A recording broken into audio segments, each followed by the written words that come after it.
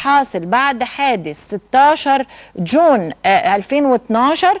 أما تم قتل العامل اللي هو اتقتل في سيناء اللي هو كان من عرب 48. هو بقى بيشتكي وبيحاول انه يوصل الموضوع الى مجلس الامن. خدوا بالكم يا جماعة، هذا امر خطير جدا. اللي بيقول فيه ان بما ان في فوضى حاصله في الشرق الاوسط، اتس كريتيكال، انه يعني انا هحاول اترجم ان هذا الوضع من الجاليه العالميه او من الكوميونتي العالميه، انها ترسل رساله واضحه للارهابيين الموجودين في المنطقه. وبالتالي فان اسرائيل تتوقع من مجلس الامن ومن كل المسؤولين في المجتمع الدولي انهم يقوموا بشجب هذه الاعتداءات في الحال. معلش انا لسه جايالي الوثيقه فما لحقتش اترجمها فبترجم فوري. وهنا بقى خدوا بالكم من هذه العباره: اسرائيل قامت وستقوم بممارسه كل حقوقها في الدفاع عن نفسها، وهتاخد كل الإجراءات من أجل حماية مواطنيها.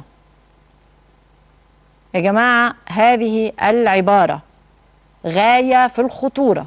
إسرائيل قامت وستقوم بحقها في الدفاع عن نفسها كما هو واجب، وهتعمل وهتقوم بكل الإجراءات الواجبة لحماية مواطنيها.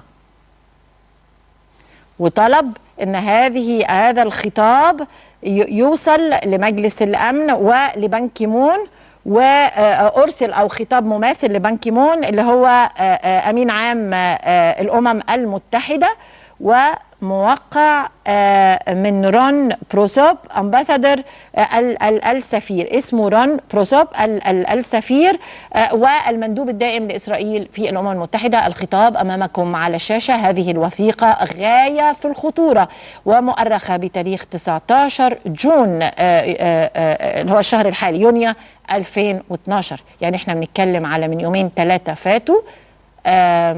أعتقد إن إحنا لازم نهدى شوية، لازم نفكر شوية في حدودنا، لازم نفكر في الخطر الذي يحدق بنا في الوقت اللي إحنا عمالين نتخانق مرسي شفيق شفيق مرسي مع الاحتفاظ بالألقاب.